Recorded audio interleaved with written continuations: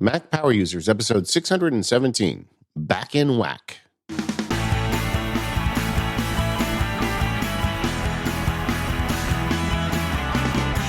Welcome to the Mac Power Users. I'm David Sparks and joined by my co-host, Mr. Stephen Hackett. Hello, Stephen. How are you today?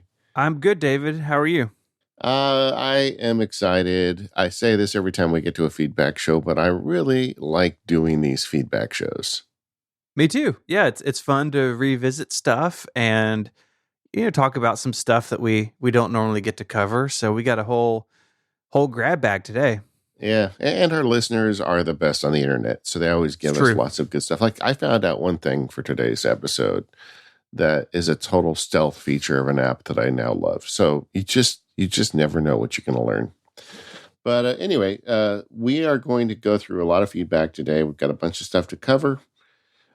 We also, on More Power Users today, I have been living the laptop lifestyle, and I have so much to say about my M1X MacBook Pro. So I've been bombarding the main show with it for months. Stephen is putting me in a box in More Power Users, but I have much to say. So we'll talk about that later. We got to contain it somehow, Do your best. Do your best, man. That sounds like a challenge. I'm not sure I like that. A couple of things before we get started. Off the top, we are currently, we being Relay FM, currently are running a special on annual memberships. And so if you are not a member of More Power Users, which is the ad-free longer version of the show each and every week. Every week we do an extra segment just for our members. You also get access to the Relay Discord, which is fantastic, and a bunch of other cool stuff from the network. If you've been on the fence about that, now's a great time because between now and December 17th, 22% off any annual membership. And you want to go to giverelay.com. It's the first link in the show notes this week. And you can select More Power Users from there, and your discount will be applied to your first year. So we'd love for you to go check that out. And if you are a member, thank you so much.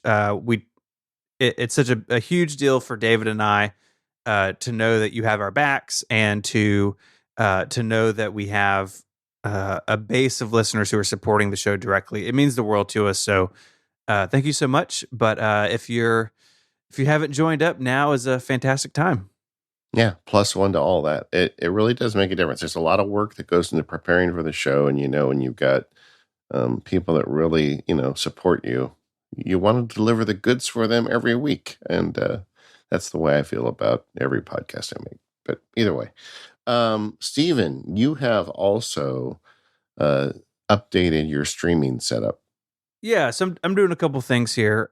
In 2020, basically, like all of my video production just sort of stopped. There was a lot going on.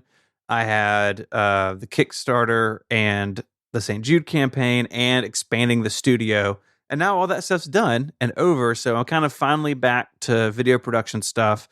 So a couple things here. One, I've got actually a couple new videos up on the 512 YouTube channel. I'll link to one called The Voices of macOS, where I don't know if people know this, your Mac can speak to you and you can set the voice.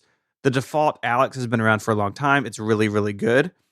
But there are a bunch of other voices you can optionally download and use, and a collection of those are like straight out of classic macOS, like some of the weird kind of funny ones.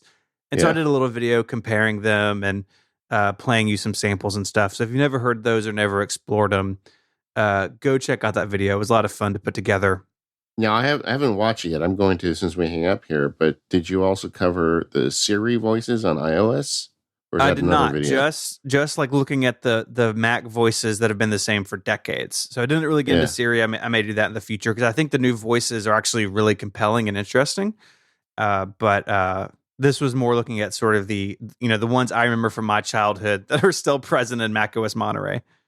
Yeah, it is funny to me how that feature's on your iPhone. A lot of people don't even realize it exists. It's under settings. I was looking to see if I could dig it up really fast. Under Siri voice, under Siri and search, and you can pick male or female, and mine offers American, Australian, British, Indian, Irish, and South African. But depending on what your native language is, I think it gives you even more options. And there's a bunch of them there. I really like kind of fiddling with that. So yeah, like I use a male Siri voice, and it's super easy to change that, and you can pick between a bunch of different ones. A few years ago, I set my wife's iPhone to Australian Siri, and I thought she would find it charming. She did not find it charming that I changed a setting on her phone that she didn't know where it was. So yeah, don't prank anybody changing their Siri voices. Oh, I showed my sister how to do it. She set up male British, like that's proper. Good. It's the proper British. There's like a couple different British accents, and I think it really makes her happy. I think she really likes it. Anyway, yeah, that'd be weird for me. It's just like Mike Hurley coming out of my HomePods. Yes. Good day, Stephen. Oh man, no, go away. I don't have any accents in me, man. Every time I try, I just embarrass myself. So I should stop. Yeah. Total same. The other quick thing just on the 512 YouTube front is that I am I don't want to say I'm winding down my Twitch channel, but I've kind of made the decision that I'm going to move my live streams to YouTube. Twitch has a lot of overhead that I just don't care about, like a lot of their cultural stuff that comes with Twitch streaming. I just don't care about any of it. So YouTube offers a simpler interface for everybody. Everyone has a YouTube account, and that channel already has 23,000 subscribers, where it's kind of starting new on Twitch. So one of the more recent things on there is me unboxing some computers. So look for more live stream stuff there as well. And I unboxed a Macintosh Portable, so very excited about that. Yeah, I'm actually really looking at some live streaming stuff. I like doing the webinars, but I think there's also room in my life for some live streaming stuff. And YouTube is number one on my list. Looking at everything, I feel like, that's probably where I'll end up. It's super simple. Everyone already knows how it works. Twitch has a lot of really cool stuff, but unless you're like in that culture, it's not the friendliest thing in the world to like come into, I think. All right, so we have something very special to kick off this feedback episode. David and I have the honor of being joined by Jeremy Butcher from Apple. If you saw the recent announcements about Apple Business Essentials, a new service that Apple is offering, that's what we're going to talk about today. And I don't know about you, David. I feel like I'm with a rock star because Jeremy was in the video. Yeah, I know, man. Big time here, Sounds like my family. And if you haven't seen him, I mean, he's a handsome devil. I mean, there's no question. Thank you. Well, Jeremy, thank you for joining us. I thought we could start with sort of the simplest part of this. What goes into the Apple Business Essentials service? What are you all looking at getting done for people? So this is a service that combines device management, storage, and support into a single subscription with the goal of helping small businesses tackle all the different things that come up throughout the use of Apple devices in their organization. So we think about the entire device lifecycle. So all those little touch points, little moments where people need help, we're trying to build a solution that helps with all those things. I mean, this is a big move for Apple, really, Jeremy. I mean, for so long, a lot of our listeners and us have thought about Apple as a consumer-facing company, but you guys have been really making a lot of strides over the last few years over small and medium-sized business. What is the target customer for the service? The target is small businesses. We think that like up to 500 employees is a good fit for the types of features that we've built. But really, there's no low-end minimum. If you are a very small organization, we feel like we've built a really easy-to-use product that can help you with these things as well. And it is kind of the continuation of, like you said, many years of different things that we've been doing for business. But this is absolutely the biggest step that we've made and builds on a lot of those features that we've been building for a while now and kind of brings it all together in a way that we're pretty excited about. So you mentioned that you think about this as a product. What are the individual components? So we talked about support and storage, but like, what does that look like maybe on the ground a little bit? Yeah, so support will be things like phone support and hardware repair, what you might expect from like an Apple Care Plus offering. Storage is what you would probably think about in the context of something like iCloud Drive. So you have a certain amount of storage. You can use it for storing things in the cloud. You can use it for backup. And then device management is all of those setup and configuration things that you would find in a mobile device management product. But we bring them all together, and we think that it's pretty common that multiple of them will be in use at once in creating the experience for the employee, because you sign into your device and not only do you get configured, but all your data comes down from the cloud. Or you get a repair, but you sign back in and you're set up immediately. So it's kind of the power of them working together that we think really makes everything shine. Yeah, because the landscape has really changed. I mean, I ran an Apple authorized service provider now like 13 or 14 years ago. It's ancient history.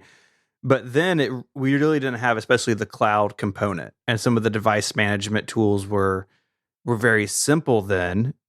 Could you give an example of, maybe what that looks like for someone? They get hired at a company, Apple Business Essentials is there, and they get handed a phone. What's that end user experience going to be like?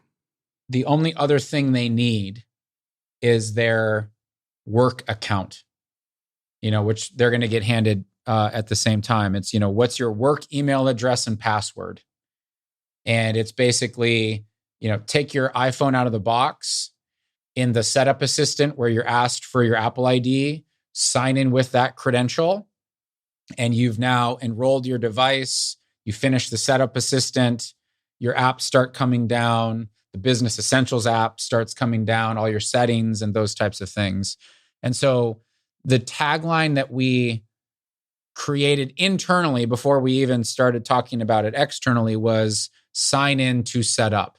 That's the simplicity that we wanted for the employee, because we know what it looks like in a lot of cases today. It's go to a website, download a profile, double click on the profile and those different things. But we wanted it just to be like iCloud easy of just sign in and you're done. Now, how do people get started if they're interested in this, and what are the costs, or how are the costs calculated?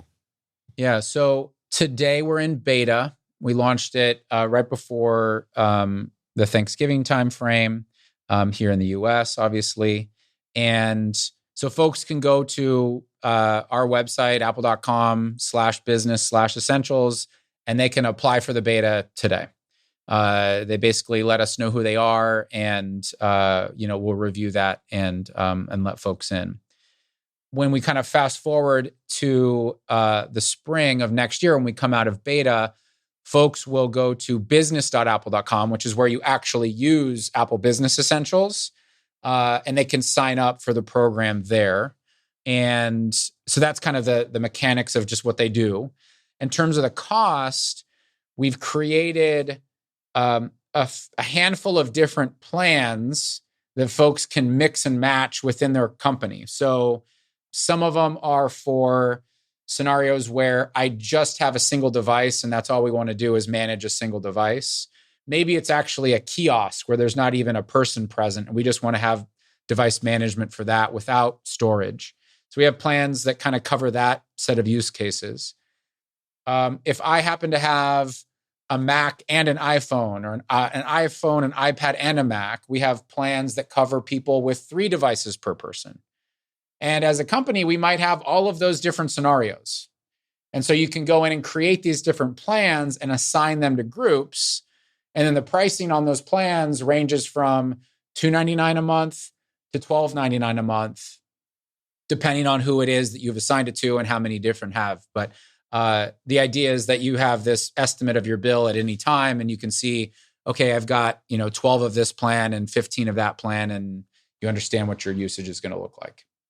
And I would imagine as employees come and go, it's easy to take someone's device back, make sure it's back in a known good state. All that user management's all handled centrally.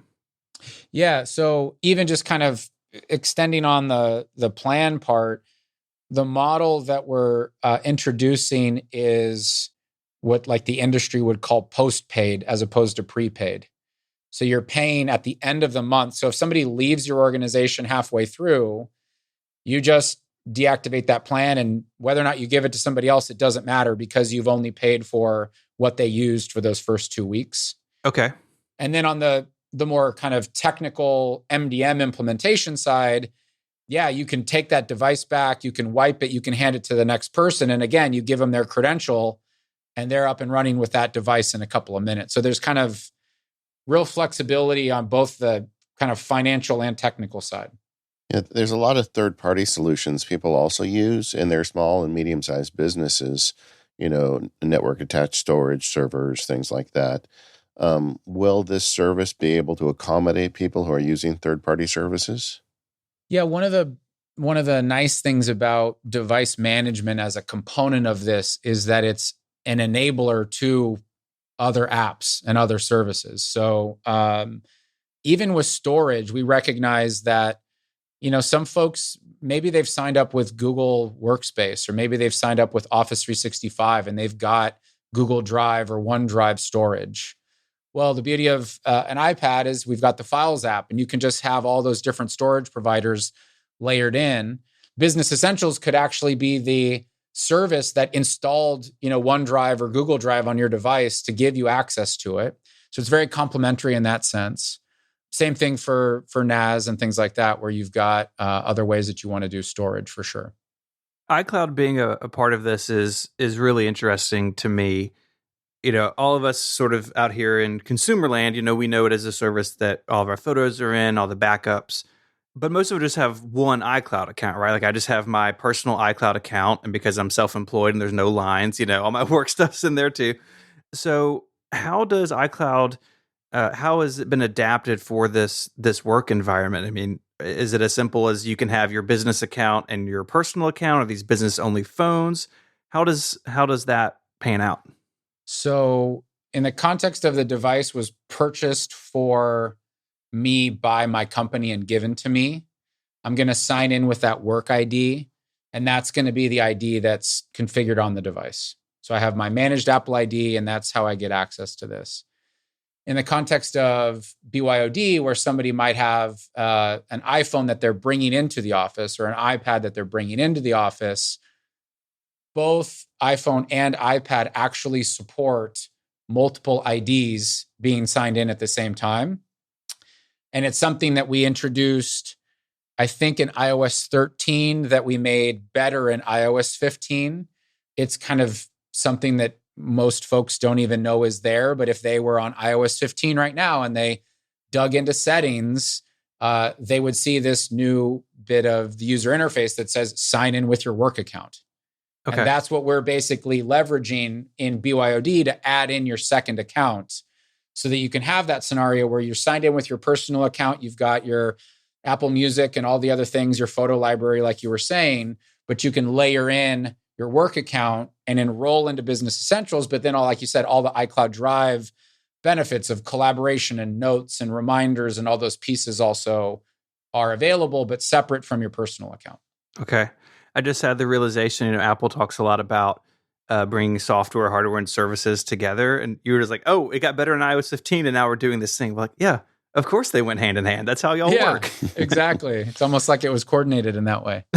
Almost. Yeah. Apple famously does not say yes to very many things. The company is very stingy with its attention. And this is such, a step away from what we're all used to from Apple, the Business Essentials product. But you guys chose to say yes to this. And I'm sure there's something behind that. Can you explain, what is the problem you're seeking to solve, and why is Business Essentials here now? I think a lot of it stems from a little bit of what we touched on earlier, which is, it's not like this is the first thing we've done for business. We've been doing a lot behind the scenes for a while, from large enterprise all the way, down to small business. And one of the things that we just kept hearing was, especially from the small business community, we're doing all these amazing things with our iPhones, iPads, and Macs, but the more we grow, it's just more work to manage these devices. And that's not what we got into business to do. And we felt like there was an opportunity to come in and help with these types of things: setup, onboarding, repairs, all that stuff that kind of distracts you from your day-to-day, by bringing it into a single place where it's just super simple to get set up and you can kind of let it do its thing and run. But it really is rooted in feedback that we heard from customers about, I'd like to do more of what I'm already doing with my Mac, but this is something that I find myself spending, more time than I'd like to do. And so that's what it really is. Yeah, I mean, I know from, way back in the day, Apple being interested in supporting businesses and wanting to be in businesses. A lot of people, I think, view Apple as this big consumer brand, which it definitely is. But, I don't think they do it as much anymore, but it used to be, every iPhone event, it's like, we're in this many Fortune 500 companies and all these things. And so I can see how you would look at that as an opportunity to bring the experience that people have with Apple to sort of this new level. The part that really jumped out at me in the introduction and in your video and everything else was the hardware side of things. And that's sort of my natural bent. I like taking things apart. I was that kid, right? Taking apart the dishwasher, took apart MacBooks for a long time for a job. But this does include some hardware support. Could you go into a little detail about what that will include? Yeah, for sure. We have created something called AppleCare Plus for Business Essentials. And it is essentially one of the features of Apple Business Essentials. And it falls into one of the plans that you can create, basically. So inside of that is phone support, what you might expect from AppleCare. In this case, it's 24/7. We cover your IT people, but also your employees.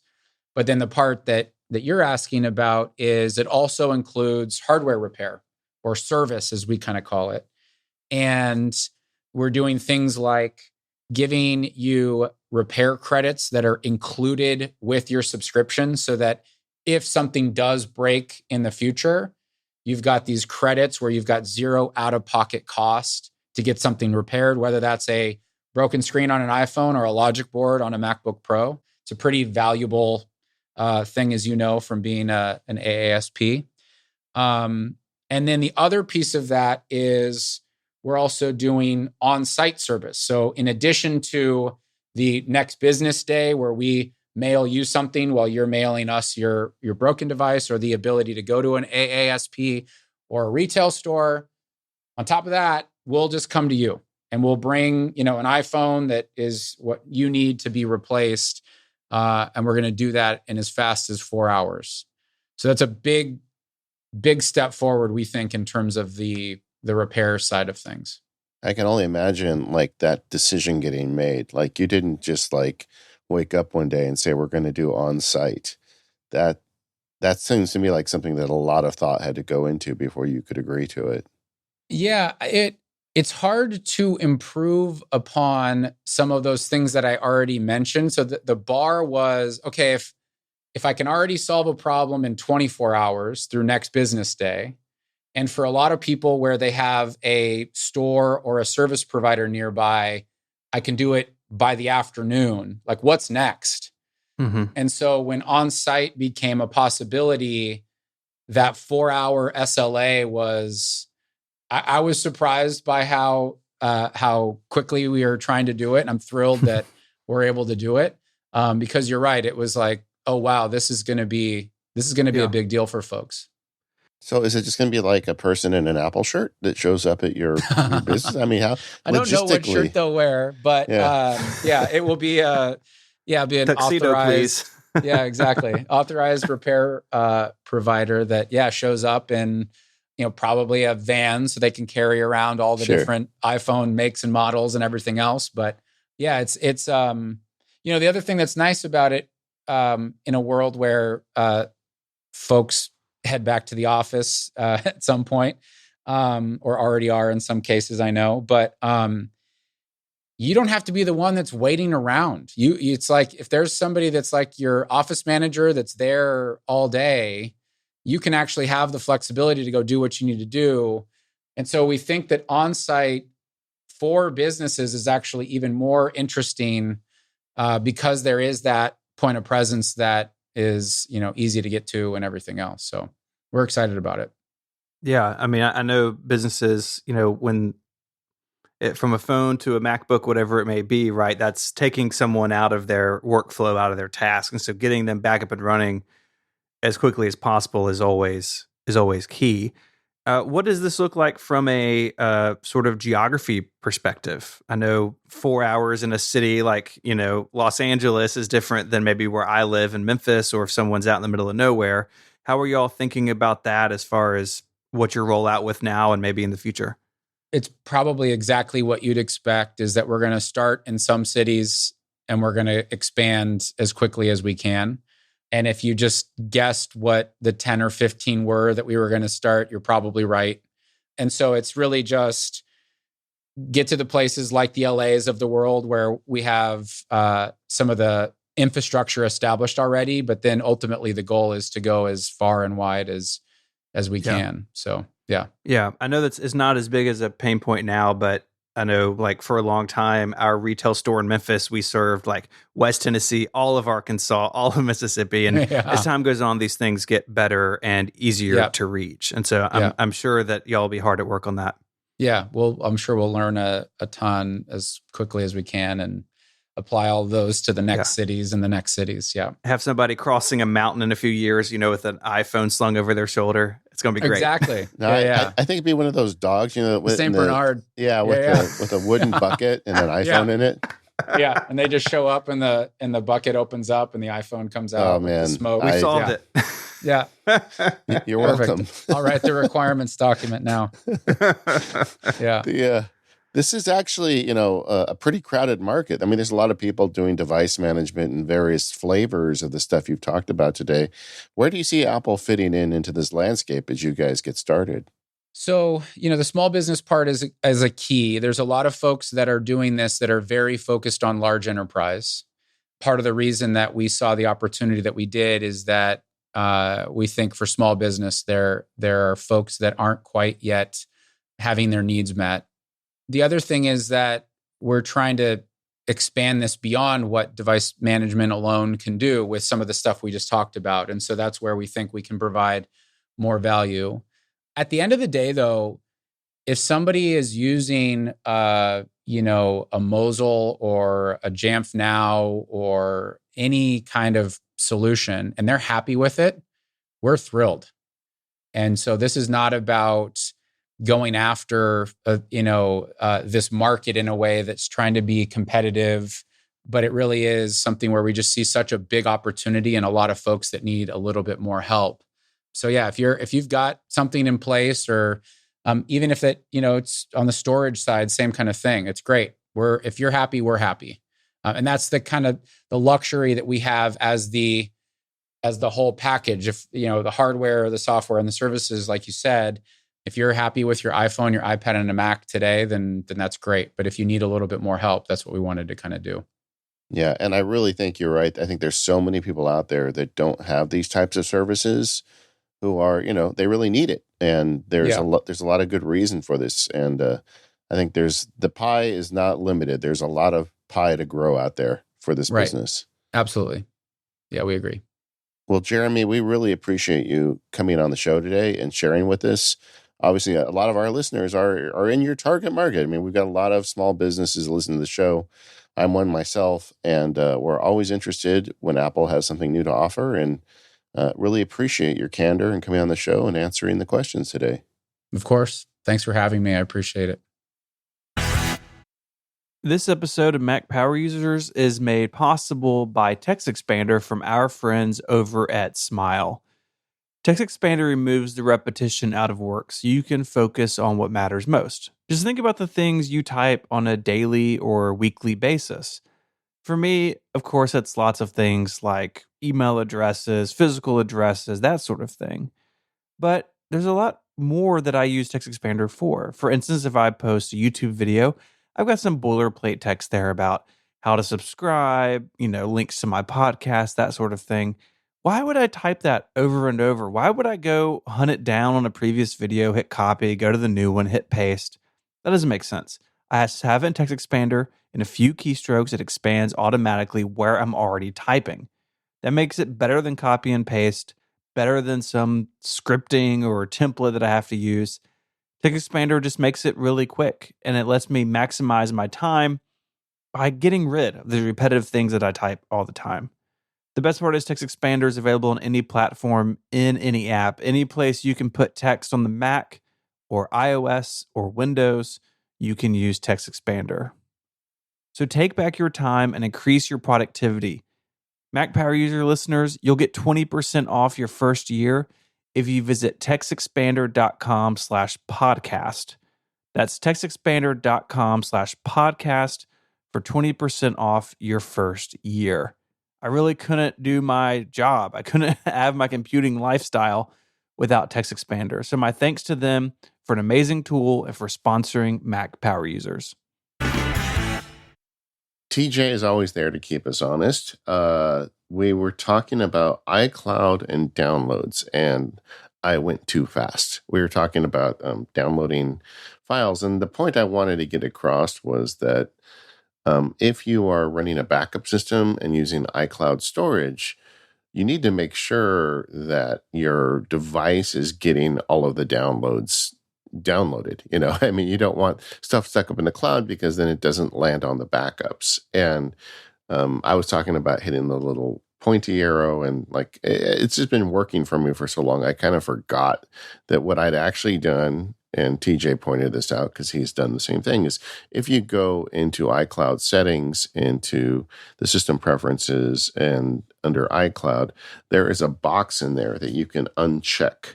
It's checked by default, as far as I know, called Optimize Mac Storage. And that's because for a lot of folks, the storage that you get on your Mac isn't sufficient to hold everything in iCloud. But if you've got enough storage and you uncheck that box, then on that Mac, it's just going to download everything. So that's a very easy way to get everything downloaded to a single Mac. I totally should have covered that when we discussed it, and I didn't. Sorry about that. Mea culpa. Mea culpa.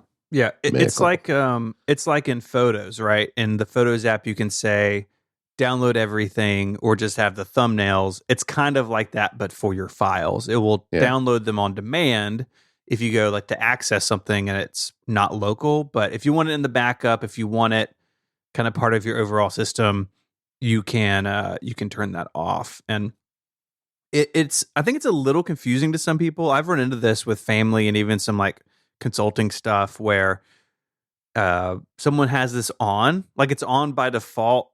The iCloud Drive stuff is on by default when you set up a new Mac now. So your desktop and documents folders will automatically sync. And then if you don't have enough space, you get the little cloud download icon, like you see in the music app, if something is not fully local.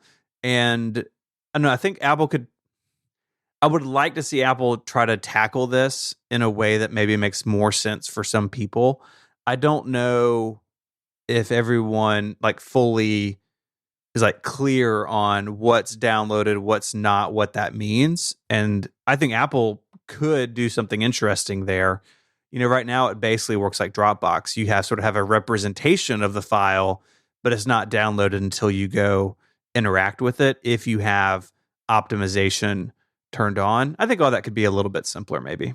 Well, I'm even thinking, I'm not sure I know everything that's downloaded because I have had this turned off. I've got everything to my knowledge downloaded, but then I'm looking at my, my graphical representation of my iCloud storage where I'm family sharing. Looks to me like there's a half a terabyte here of family data, my kids and my wife's photo albums and whatnot. And I don't see that any of that has downloaded to my Mac when I turn off optimized storage. I think even then, you're not getting everything to your device. Yeah, you won't get things that... So I have the same thing, 462 gigabytes is under family. So it's, mostly probably my wife's photo library. Yeah. You won't get stuff that's from other people. Yeah. Man, I've got 82 gigabytes in messages. I should probably look at that. It's a lot of stuff. It holds on to all the attachments. Yeah. There's a button to clear that out. And that comes with the iCloud messages, the syncing. Mm-hmm. It's good, but I like that feature, yeah. It's like something you got to keep an eye on. And then the other piece that just getting back to the intersection between family storage and photos, since you've raised the question, if you're going to turn off local storage for iCloud stuff, you should also do the same thing for photos. If you're trying to have a Mac that has all your data on it for a complete backup, I think a lot of people miss. Those are 2 check boxes you need to hit, one in photos and one in iCloud. Although now as I say the words out loud, I'm thinking, wouldn't the one for iCloud storage override and still put all your photos down even if you didn't have it unchecked? I think... my understanding is that Apple treats photos and everything else as sort of 2 separate things. And so you can have them set independently and they don't interfere with each other. So you could say, download all my photos, but don't download all my stuff in Finder, or vice versa.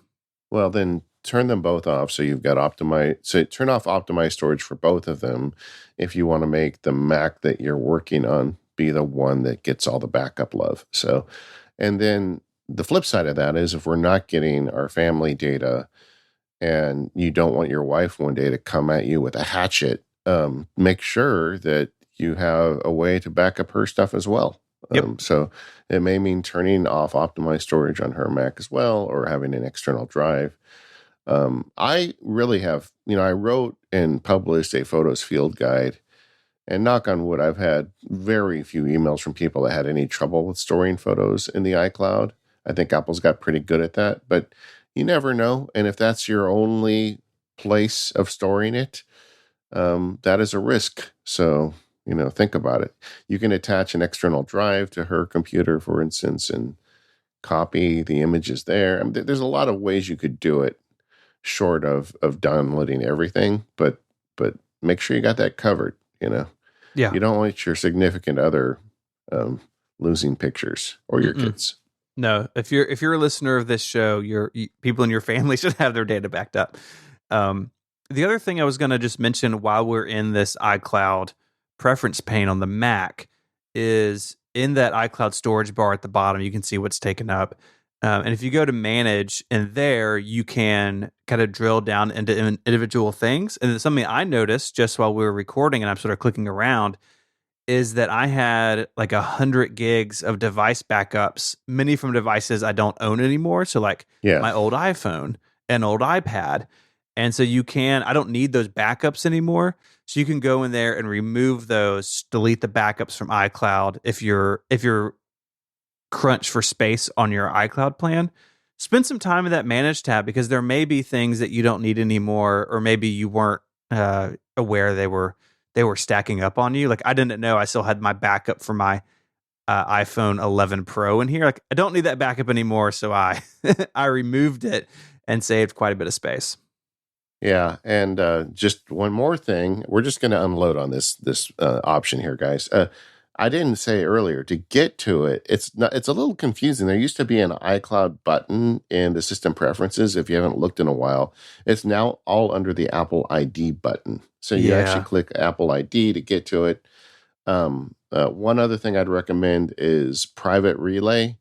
Turn it off. Private Relay is a new feature they added in Monterey. It's kind of like a VPN, but not really. I have noticed when I turn Private Relay on, it's listed as a beta feature right now, but it just brings my internet speed to a crawl. So, your results may vary, but it looks to me like this one needs more time in the oven. Same. I played with it after it came out. And again, it's listed as a beta, but not something that I'm running day to day by any means. Yeah. And one more piece of information here, and Stephen, this is a request I have for the audience, because I spent 30 minutes this week trying to figure out how to add more iCloud storage to a maximized 2 terabyte account. There are articles on here that say you can, but every time I follow all the links they say I'm supposed to push, it's not there. I don't know if Apple's turned it off or not. I'll have to figure that out. But if anybody there has figured out how to add more to 2 terabytes, send me an email. Because my family, the way we take pictures, we are pushing ourselves close to the line here. Yeah, because it seemed like when they announced Apple One, you were going to be able to add additional storage. Yeah, there was a bunch of articles written saying you can. Yeah. And I'm not sure that they did that. So. I don't see it. I mean, I'm looking in mine now. I've got 2 terabytes because I'm an Apple One subscriber. Our family uses right at 1 terabyte of data, and like we're like right against it. And so we're on the 2 terabyte plan because there's nothing in between. And I don't see a way to add it. Yeah, if someone has seen that, I'd love to know too, because they talked about it, and maybe it's just not out yet. But some people, especially in a family, like 4 terabytes would be pretty great. I mean, I would imagine y'all. I mean, my kids don't really have their own devices yet. Just wait, man. Just wait. I know it's coming. Yeah. And it's a problem. So hopefully they'll get that sorted as well. Well, TJ, thank you for sending us down a great rabbit hole under the system preferences under the Apple ID tab. There's a lot of gold in there. One of them is a button that allows you to make sure everything gets downloaded to your Mac. Better Touch Tool. Yeah, you have something in here in our show notes about that you have learned something about Better Touch Tool that blew your mind. And so I would love to hear this. There's 2 things about Better Touch Tool, and I'm gonna put a pin in the one that blew my mind because we got that one in a later point. But Better Touch Tool came up several times in the email this month. Listener Conti wrote in explaining that we got into the subject of window management. How do you put a window on the left side of the screen or the right side or the upper left quadrant or whatever? And we talked about several tools for it. You can do it with Keyboard Maestro. I use Moom. Conti wrote in and say, hey man, I already have Better Touch Tool, and why do I want another app? And that's a great question, because if you can keep it simple, that's better. That's what Conti preferred. And Better Touch Tool, we didn't mention at the time, but in addition to all the other amazing stuff that app does, it has really great window management. And it's got a built-in feature where you can drag a window to a corner. It's very similar kind of to the way Windows originally did it. Windows has kind of come another few steps since then, but it's very easy. And if you already have Better Touch Tool, you're good. I mean, you don't need to do anything else. That said, I wrote them back. And the reason I prefer Moom for this is, number one, I don't mind running another app. These apps use very little bandwidth, and my computer is amazing these days. It can handle it. And the second thing is that Moom just does such a great interface for setting up ideal screens that I really like the way it works. And it can save those as preferences that you can even trigger from the menu bar. As an example, I have a dedicated space on my Mac to communications. And in it, I can see, I've got stuff in Basecamp and stuff in Slack and stuff in Messages. And I've got all these different apps that kind of serve as communication portals to different areas that I do work in. And I just go to that screen and I know where every window is. I like the way that Moom does a little space between the windows so it doesn't feel too compressed. And if things get out of whack, I push one button in the menu bar and everything gets itself back in whack. And so there's a couple features in there. Like you can also tie those settings in Moom to keyboard shortcuts, which I've done. So I have a bunch of custom keyboard shortcuts for the way I locate windows. And then I can trigger those via Text Expander. I'm sorry, I can trigger them via Keyboard Maestro. And I'm also working on ways to trigger them now in shortcuts for Mac. So I can even use Moom as a window manager plugin to other automation apps. So there's just a lot I can do with Moom. And I think I paid $5 for it like a long time ago. They are... So I just don't care. And, that's why I do the way I do. But Conti's got a good point. If you've got one app that does it and you're happy with the feature set in it, then you can stop your search right there. Yeah, that sort of came up in our Clipboard episode where a lot of these apps, something like Alfred or Launchbar, Better Touch Tool, or Keyboard Maestro, do a lot of things, right? Yeah. And I definitely don't mind having apps that overlap in functionality if one does something like more the way that I want it to. I like Better Touch Tools window management. So that's what I use. It works for me. But there's so many good options out there. I don't think anyone should feel bad if they're running two utilities that have some overlap. I think that's totally fine. I mean, a lot of these apps that do a lot of things versus an app that does one thing and is like really polished in that one area, that may be a better fit. I think at some point we're going to have to do another menu bar episode, because the menu bar on my Mac is just embarrassing right now. I mean, there is so much in it. And like when you see my screencast, I run Bartender when I screencast. So Bartender hides everything except the app that I'm screencasting about, and maybe a few other little things. But like if you look at my screencast, I look like I'm so organized, and I have like 3 things in the menu bar. But you know, it's just like, you know, you go behind the curtain, and I'm a sloppy drunk when it comes to menu bar items. It's crazy. So I think we should do that at some point. Let's do that next year at some point. Yeah, let's check in. But then we got an email from Jim, and this was one of those emails I get that breaks my heart a little bit because I don't have a good answer for it. So I decided rather than research it, I would just dump it in Stephen Hackett's lap. And that's okay. And then put it on air. So there we go. I picked up what you set down, you know. Yeah. So Jim wrote in, I need to add more USB-C ports to my Mac Mini and can't seem to locate a good solution. Those hubs don't seem to exist. Do you have a solution? Stephen, how do we multiply USB-C ports? It's actually really tricky. And I did sort of reflect on it for a moment about, we're in a world where people want more USB-C ports. That was not the case 5 years ago when it first showed up on the MacBook Pro. Yeah, that's true. But, you know, almost everything sitting on my desk uses USB-C unless it's like got a hardwired USB-A plug on the end of it. I mean, almost everything is USB-C now if you buy something new. And so you do run into this issue where you may need more USB-C ports. And while you can convert USB-C to USB-A, going the other way isn't really a thing. And the problem is, from a bunch of, I read like a white paper on USB-C hubs, David. Like I went further than I should have. And that's why I handed this one to you, brother. But basically, USB-C requires a chipset that manages each port.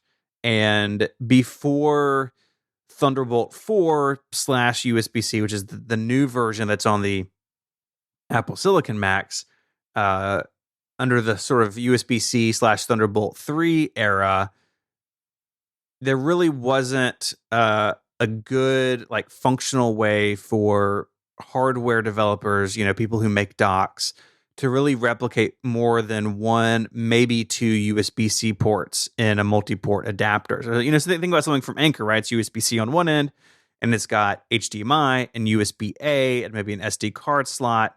You know, maybe one USB-C, right? Never more, yeah. Right? And that's really that limitation of USB-C ports need this additional circuitry behind them, and really, like, the answer is Thunderbolt. And of course, all of your USB-C ports on that Mac Mini are also Thunderbolt. That's not true on every, like, I think on the on the iMac, I think some are Thunderbolt and other USB, I forget. But if you got Thunderbolt ports, which you probably do, that's really the way to do this, because Thunderbolt basically supersedes all the USB-C stuff. And that said, most of these Thunderbolt hubs, like the OWC Thunderbolt hub, which I know several people who are using this on their desk. I've got a CalDigit, which is also really good, but most of them have only 2 or 3 USB-C ports along with a bunch of other stuff. And so even going to Thunderbolt, like, may not completely solve the problem, but it's going to get you probably closer to where you need to be. So I would check out the OWC, I would check out the CalDigit, and see if one of those gives you sort of the combination of ports that you need. How are you dealing with it, Stephen? So I've got a bunch of USB-C ports on the back of my Mac Pro. I do have a CalDigit dock on my desk just to get some ports on my desk because the Mac Pro's way off to the side. And even then, I mostly use it as an SD card adapter and maybe like plugging in an external drive or something. I don't have anything running through that dock continuously, except I think maybe my Stream Deck is plugged into the back of it because I just ran out of ports on the back of my display. But I really like the CalDigit. I can definitely recommend it. It is pricey, but also check out what OWC has. They have a lot more options than CalDigit does. Yeah, I'm not a fan of these big docks. I mean, I understand that we need them because of the problems with USB-C, but they're hot, they're heavy, and they're quite expensive too. Usually you're looking around $200 to get into one. And they all have like an external power supply. The power supply for my CalDigit is like a weapon. It's humongous. Yeah. It's probably heavier than Jim's Mac Mini. Probably. It's the size of the Mac Mini. And so it's not like Thunderbolt is not a great option if you're like out on the go. But for the Mac Mini, you can just like string the power supply under the desk and forget about it. Yeah. So I would look at Thunderbolt devices and see if they give you what you need. Yeah, I would probably recommend starting with the OWC. They're a very reputable vendor. They stand behind their products, and they've got a thing where you plug one in and you get three out the back. And that's as good as it's going to get with the modern products out there. I've got that too, but mine is in the form of a Pro Display, and that is not a solution. I kind of lucked into getting a used Pro Display, so it's a long story. I'm embarrassed every time I mention it on the show because I have something that, costs a lot more money than my first car, but I got it used, blah, blah, blah. But it has 3 ports on the back, and I thought I'd share because I'm able to get just one cable into my laptop because of those 3 ports. I mean, it's got 4 ports. It's got one that goes directly to the laptop, and it's got 3 additional ports, right? Which is exactly what the OWC. Just to let you know how I'm using it, I've got one going directly to an OWC enclosed external SSD, and the speed bandwidth through that monitor is fine. I did the test. I watched the videos. It's very fast, so I'm good. I've got one going to a 4K kind of like magnetic clip-on FaceTime camera that goes on top of the screen because in addition to owning a ridiculous monitor, it doesn't have speakers or a camera in it. I know, yeah. So, and in hindsight, I don't really need to plug that in directly to the USB-C port. I may move that because the third one is going to an Anker kind of multi-port USB-C device, and that one gets the Ethernet cable. It gets a couple USB-A cables. Like one USB-A cable out of that goes into a USB-A hub that's Velcroed to the bottom of my desk. And into that, I've got the Stream Deck and other stuff like that. And then I've also got one of the USB-A ports going directly to my my Wave XLR, which I'm going to talk about later. So I have my audio device going through it as well. And that sounds like a lot of bandwidth to be pushing through a screen-based hub, but Apple did a really good job with that Pro Display, and I don't see any problems at all with pushing data through the thing. No. And the benefit of it all is that I can then just plug one cable into my laptop when I plug in, and I'm good to go, except for the speakers, which is a little another problem. But but it's all good, and I really think that you can get by with one of these 3-port hubs, Jim, but you got to kind of strategize it. And it may require you to chain these devices together like I'm doing. Like I have a hub that has an Anker hub plugged into it. And I know that sounds really wonky, but it's worked fine for me. This made me think about the M1. There's this port limitation, bandwidth limitation on the M1.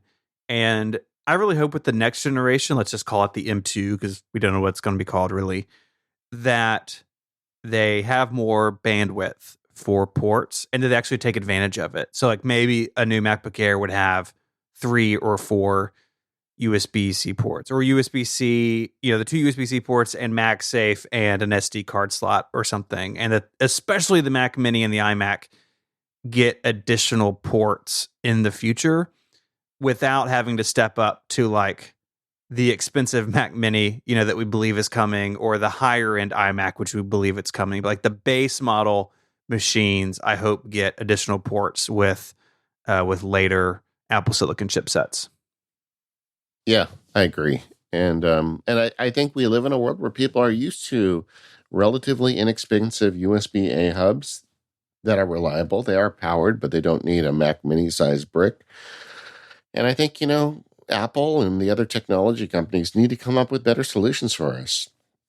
Maybe I'm, arguing against the laws of physics here, but I feel like there must be a way to make this easier. If you really want this USB-C to become the end-all be-all for us, then it needs to be easier to duplicate ports.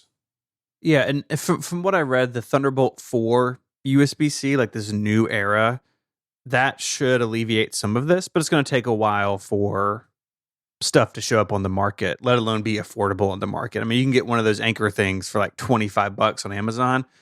I don't know if we'll ever get there with more USB-C ports, but I hope we do, because the world is going that way. And to make it easier and easier, like that was sort of the promise of USB-C, and we're not quite there yet. Well, I mean, is the world going that way, though? I feel like there's just a huge letdown with USB-C in that it has been slow to adopt. It is more expensive to adopt, and they're putting a bunch of different protocols on the exact same cable. Thunderbolt versus USB-C versus charging cable. Like, you can buy multiple cables that look identical but don't do the same thing. And that seems to me like a huge failure for people like us. This episode of the Mac Power Users is brought to you by SaneBox. Go to sanebox.com/MPU and get a $25 credit on any plan. SaneBox is the email service that works with any email service. SaneBox learns what email is important to you and filters out what isn't, saving you hours. It works with just about any email service and just about any email application. You don't have to have a special app to use SaneBox. Later in today's show, I'm going to be talking about how I'm really smitten with Fastmail. Well, Fastmail works great with SaneBox, so I now have Fastmail rules working in the cloud, and I've got SaneBox working for me as well. Switching email providers did not take away my SaneBox power tools. And what are those power tools? There's a bunch of them. There's email filtering with the SaneLater, so you can keep in your inbox only what really matters. Or the SaneBlackHole, where you can unsubscribe with one click. They have snoozing, so you can defer emails to the next day or next week or maybe next Saturday. They also have Sane Reminders, so when you send an email out to someone, you can copy it or blind copy it to 1 week at sanebox.com. If the receiver doesn't reply, you'll get a reminder in 1 week to follow up. It's a great workflow for keeping on top of email. And SaneBox is more than filtering. They also have the ability to move your attachments to Dropbox or other cloud services, and they have pricing plans that start as low as $4 a month. And with the coupon code, you get a $25 credit. So just do the math there. You can get a lot of free SaneBox if you go try it out. They also have a 14-day free trial. If you're not convinced, give it a try. Mac Power users, listeners love SaneBox, and I love it too. I use it all the time. It's my secret weapon for email, and I use it every day. So once again, that link is sanebox.com/MPU to get that $25 credit on any plan. Once again, sanebox.com/MPU. Stop drowning in email. I wanted to talk a minute about some new software tools that I've been working with, and there's a lot to say here on a couple of these. So I thought it doesn't really fit into a whole show, but this is a good opportunity. And the first one is my email transition. Right when we recorded the last feedback show, I had just switched my email server to Fastmail, and I wanted to talk about that. Yeah. You've been on a little bit of a journey with this. Well, I've been trying different things, as always, and I usually am trying different apps, but throughout this year, I've been trying different services. I spent 3 months in Hey. I spent some time working with Google stuff, and then because I got to spend time on these things before I talk about them, and then ultimately looked for just a more powerful IMAP service, and I've been really happy with my switch to Fastmail. So Fastmail is just another, really fundamentally an IMAP service, although they have an additional protocol they call JMAP. They're trying to kind of like expand things. But it's like, what if somebody decided to offer a mail hosting service and just go nuts on it and like give you all of the features? And that's really what Fastmail is. What are you using for hosting your mail, Stephen? It's Google, all right? It's all Google. Yeah, the company we use Google Workspaces, and then my personal email is on Gmail.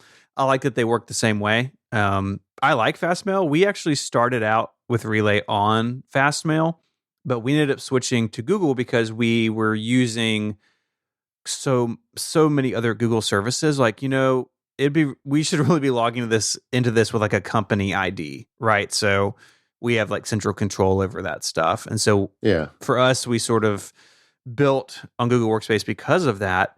But one thing that I really like about Fastmail that, it really hasn't been an issue since I guess like Mavericks, there was a big problem with like Gmail and the Apple Mail app. But, eventually Gmail is diverging from IMAP more and more. And that always like is a little birdie in the back of my mind of like, what happens if they just turn IMAP off one day and Apple doesn't play along? But we'll cross that bridge when we get there, I guess. But there's something I find like mentally refreshing that Fastmail is built on IMAP, but doing like cool stuff on top of it that's still compliant with IMAP. Yeah. And like I set it up as a company because I have a few people that help me out, and so they needed their own email addresses. Daisy, by the way, now is on Team MacSparky. So there you go. Keeping you in line. Yeah, exactly. And Disney, it's been really hard for her to get back to her old job. So she wants to do something. I'm like, boy, I could use some help. So she's stepping in. And but so we've got all these user accounts. But the nice thing is when you set up Fastmail for a company, or you could do this individually too, when you have aliases, you can easily direct where they go. Like if somebody sends an email to gift@macsparky.com, that's how if you want to gift a field guide to somebody, it doesn't go to just me, it goes to somebody else as well. And so there's certain like questions or problems that you may have with a field guide where the email gets routed to someone else right at the source. And I find that really handy. That was a service I was able to use with Hey as well, but now I've got it working just fine with Fastmail. And once you set up the Fastmail service, connecting these dots is really simple to set up the email alias and point it there. It's like if you've got a small company, it really gives you a lot of power at the server level. And that's kind of the theme of Fastmail is, I always talk about this stuff in contrast. Like I'll say, Gmail has great server-side rules, but I'm not just a fan of the whole Gmail ecosystem. I don't want to like tie my wagon to it. But sure.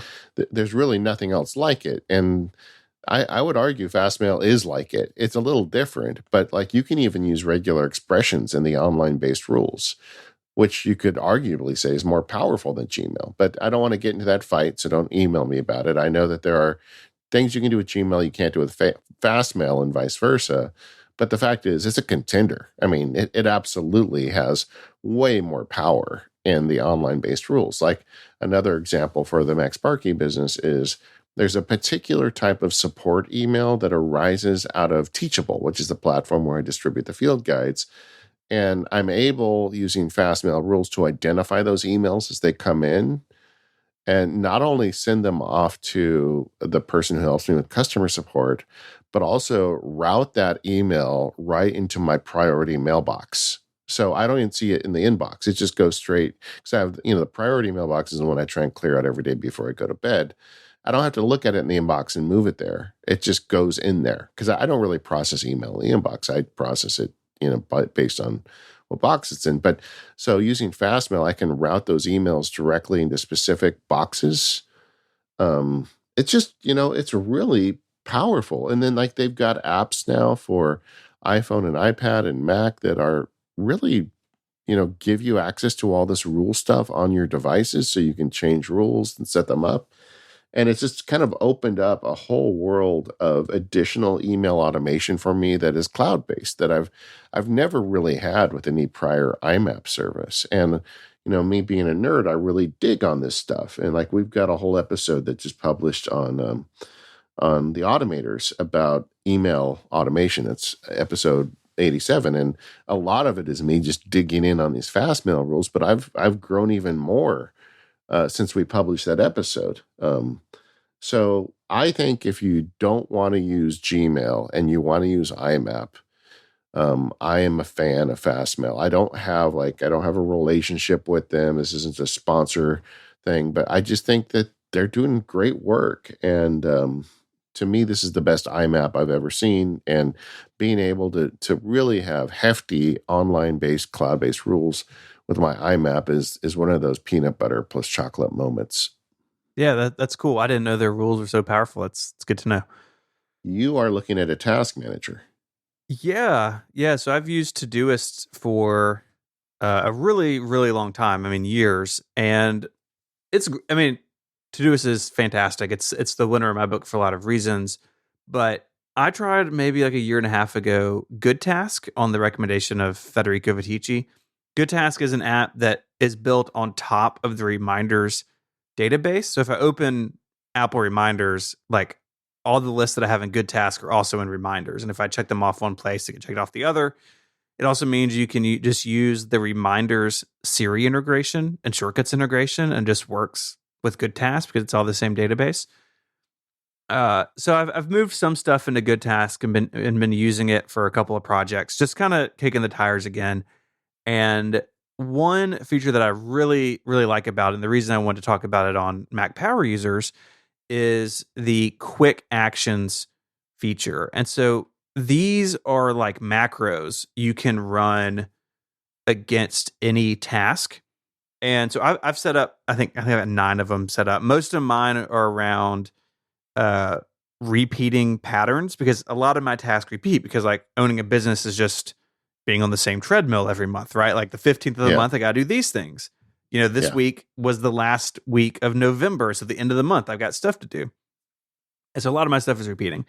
And instead of using their UI for the repeating stuff, which is totally fine, I can have a bunch of quick actions set up. So it's like I can just enter a task name and hit repeat every day, hit one button, and it automatically sets that up for me. I've got a couple of snooze ones. I've got one that says I have this called set due time, where I have like 9 a.m., 12 noon, 4 p.m., and 8 p.m. as like presets. So I can hit that button and then pick from one of my preset times. Because sometimes what I'll do, sometimes I'll have tasks to do like around the house in the evening. And just so it sends a notification, I'll have it set to 8 p.m. Our kids are in bed about like 8:15 or 8:30. And so, okay, we're getting the kids to bed. It's a good reminder of, hey, after the kids go to bed, you need to do X, Y, or Z. And I could use their UI for that, and it has natural language processing. It's not as good as Todoist, but it's pretty good. But I can just like tap a button and pick a time real quick and just move on. So I've really, really fallen in love with these quick actions as a way to have like in-app shortcuts or macros per task. And I think that's it's something that I think is pretty unique to GoodTask. I haven't really seen this sort of tool in a lot of other apps, at least ones that are so configurable. Basically, anything you can do in the UI of GoodTask, you can set up as a quick action and just do with a single button press. It's pretty cool. Yeah, you know what? This looks like a really good app.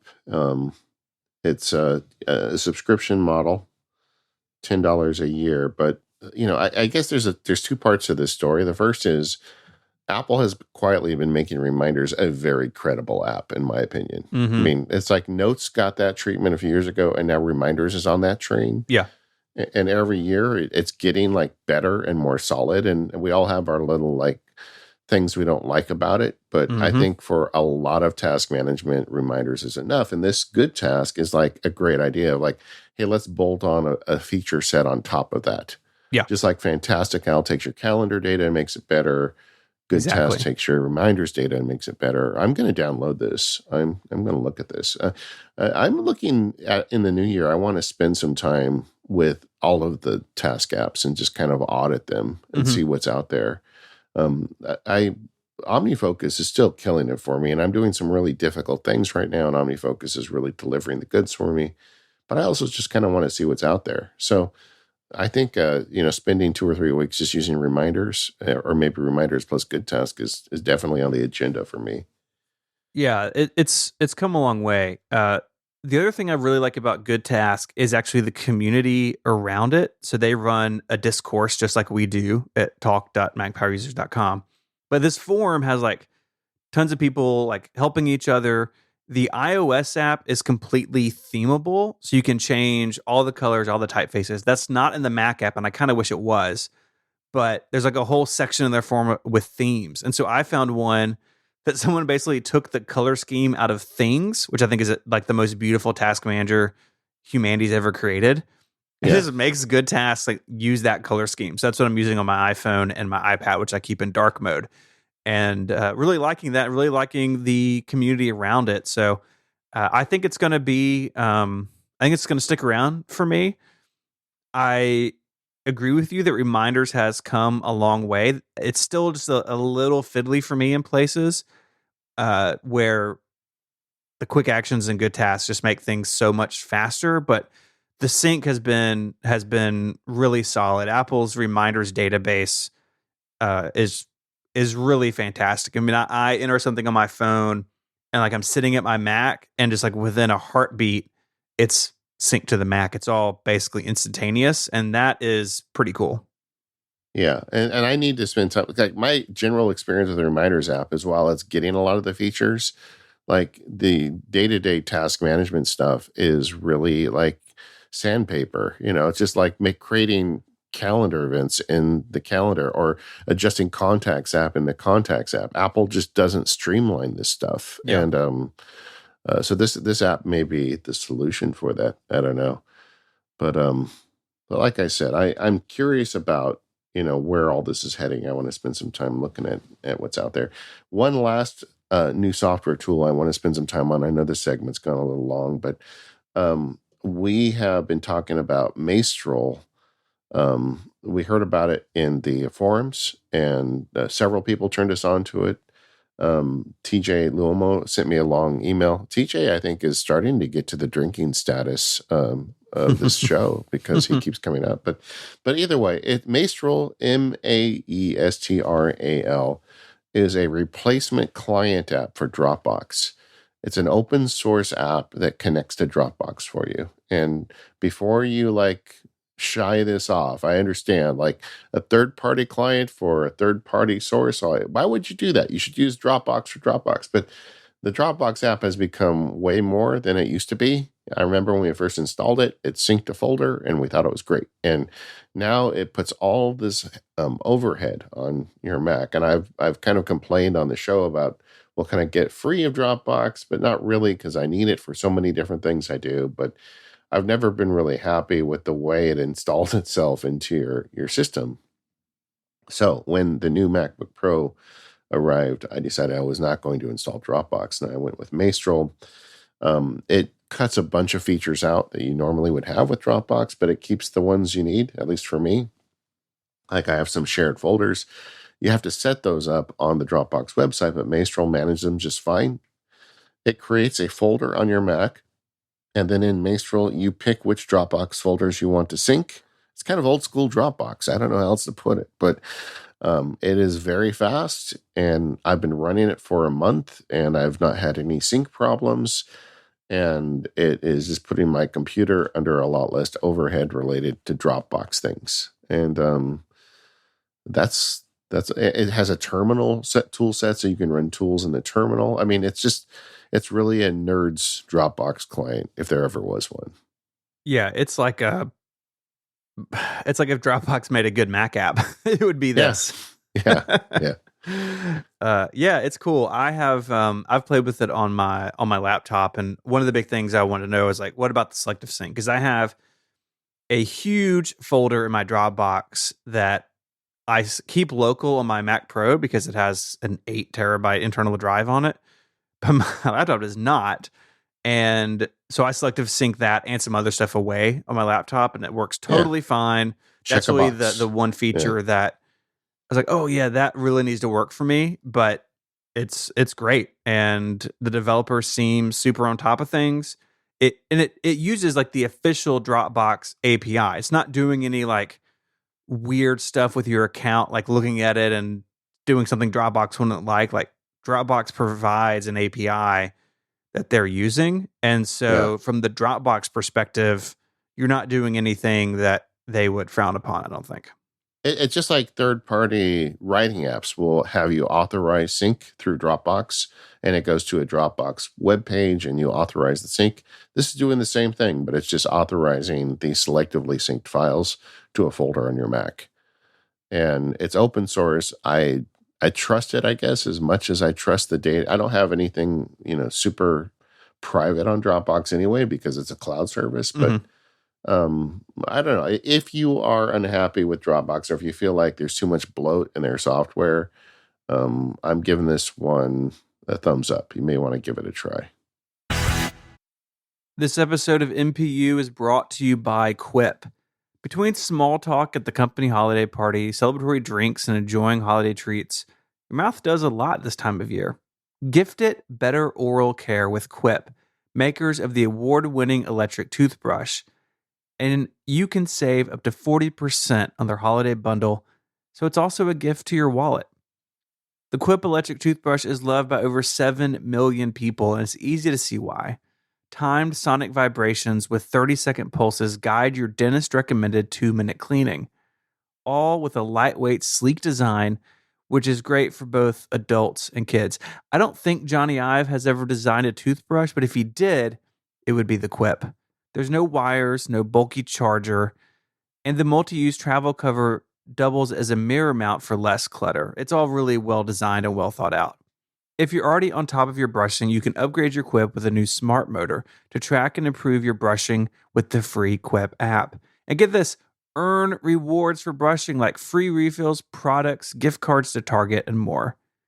Beyond the brush, Quip has everything you need to build a complete oral care routine, like mint or watermelon anti-cavity toothpaste, and floss that expands to clean, or if you're trying to be kinder to the planet, reusable floss picks that replace over 180 disposable picks with every refill. Quip also offers refillable sugar-free gum that delivers long-lasting mint flavor and a refillable mouthwash. In addition to brush heads, Quip also delivers on that floss, toothpaste, mouthwash, and gum refills every 3 months, starting at just $5. Shipping is free, so you can save money and skip the hustle of in-store shopping.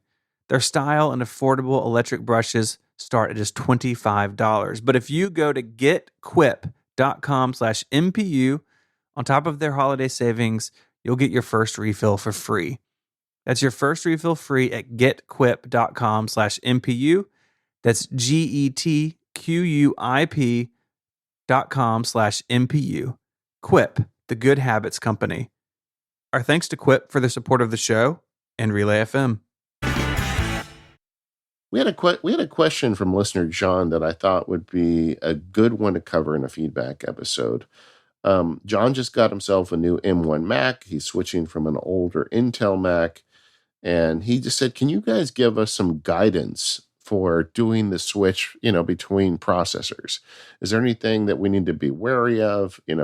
Are there any tricks or hidden, speed bumps that we should know about? And we talked a lot about our M1 Macs. We haven't talked a whole lot about the idea of a transition between Intel to M1. So, Stephen, let's dig deep on that one. Yeah, so the first thing that John asked about, he asked specifically about a 2013 MacBook Pro. And I bring that up because you may be coming from an older machine. How many times on the show have we talked about the longevity of Mac hardware? I mean, it really is astounding how well a machine that's 9, 10, 11 years old will perform. But you may be switching, to a new iMac or a new laptop or something. and you may have issues with direct connection for Migration Assistant. Now, if you've got anything with Thunderbolt, you can use the Thunderbolt 3 to 2 adapter and like an old Thunderbolt cable, but most people don't have that stuff, and it's kind of expensive to get. And so really, if you're going to use Migration Assistant, doing it over the network is totally fine. It's going to take a little while, like maybe set it up one evening and it'll be done in the morning.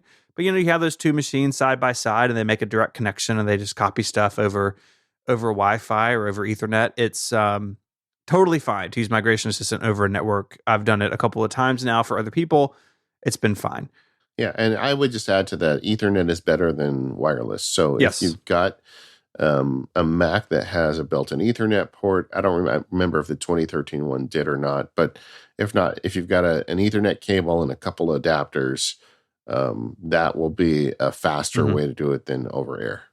Yep. You can even get to FireWire from Thunderbolt if you need to, if you're coming from something really old.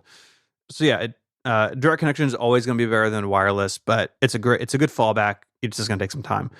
So if you want to copy everything, like Migration Assistant is great. It's totally fine to skip versions of macOS. If you're stuck on something like High Sierra or Mojave and you're going to go to Monterey, like Migration Assistant can handle all of that just fine. You're not going to run into any issues, I don't think, there.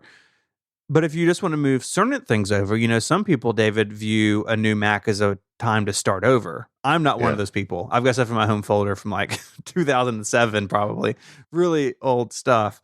But if you are starting over, you can simply set up something like file sharing and system preferences. And, say you just want to copy some of your documents over. You can do that with Migration Assistant. Migration Assistant will let you select just certain subdirectories out of your home folder. Say that you want to copy your desktop and documents, but you don't want to copy pictures and movies or, whatever.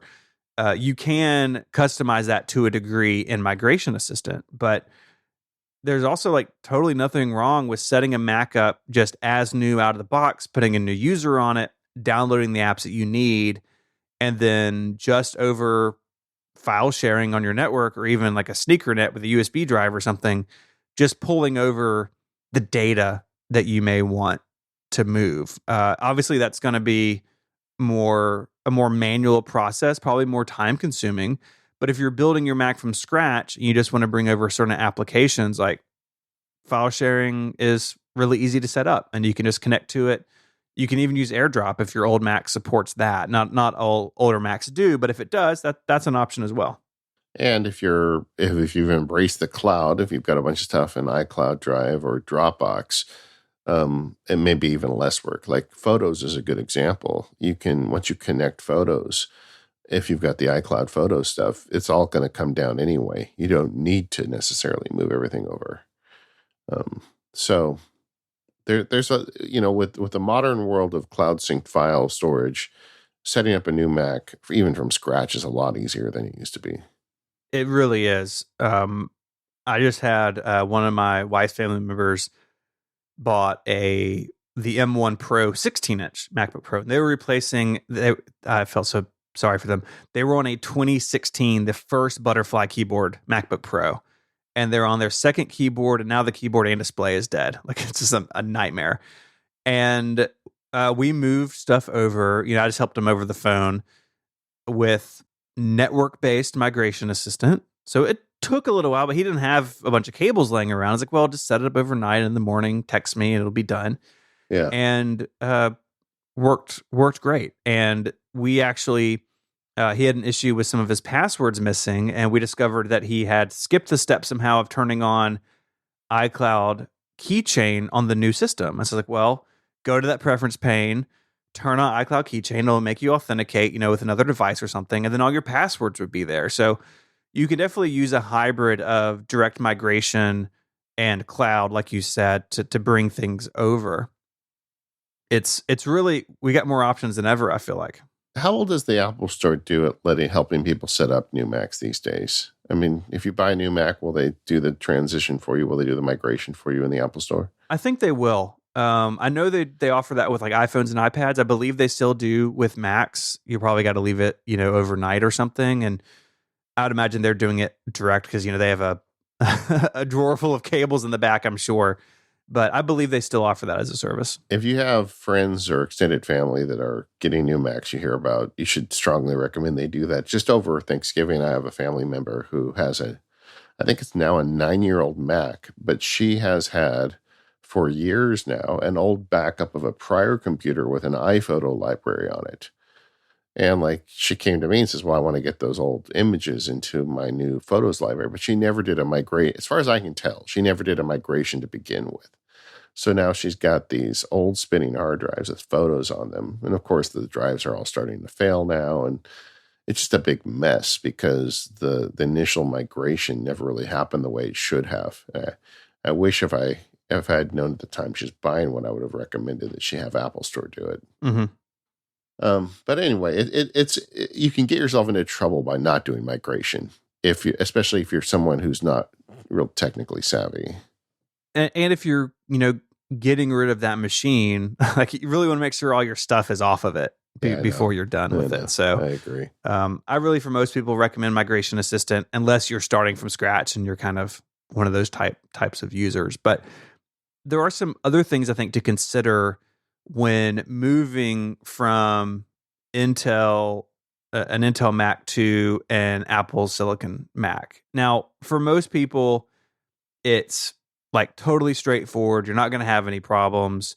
But if you're coming from an older machine and you're on Mojave or earlier, it's gonna be the first time you're post Catalina, and that means post the 32-bit wave of death for applications. And so we've recommended this app for years, but if you're in this boat, there's no better tool than Go64.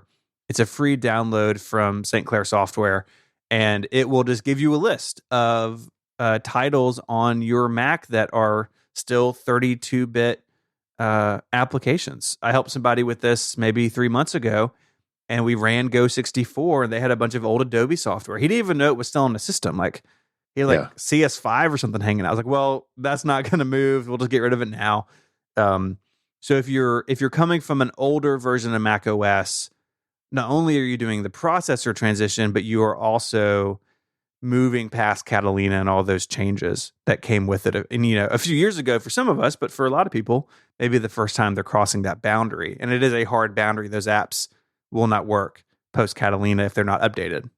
Yeah. Yeah. And we talked about that a lot back in the day when that released. But just as a reminder, after Catalina, everything has to be 64-bit. There are some apps that are only 32-bit, and the developers have not shown any interest in updating them. And those are now dead apps. They are not going to work on your new one Mac. Yep. And you may have some of those kicking around that you may not, I think for most people, like, oh, I didn't know that was still installed. But you may come across something that's like vital to the way that you work, and you got to contend with that before you upgrade. Yeah. Virtual machines is another issue with this transition. And it's a bit of a mess. So Parallels version 17, the current version as of our recording, supports Apple Silicon Mac. So you can install Parallels 17 on your new MacBook Pro or new iMac or whatever. But you are limited to running ARM versions of the guest operating system. So you can download Windows 11 for ARM. You have to do through like the Windows Insider program. Parallels has a really good document. I'll have a link in the show notes to it, walking you through how to get Windows 11 up and running. But you can't run older versions of Windows at this point. You can't run basically any Intel OS according to their documentation. I used to keep a Windows VM, and I haven't had one for years.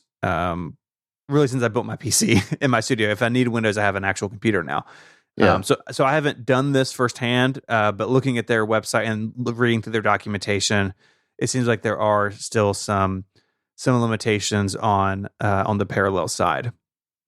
Yeah. And VMware's in the same boat. They're working on something, but it's not done yet. But I think anything is going to have the same limitations. It's going to have to be an ARM-based operating system. Yeah, because these are really running machines virtually. They're not emulating an Intel processor for these virtual machines to run on.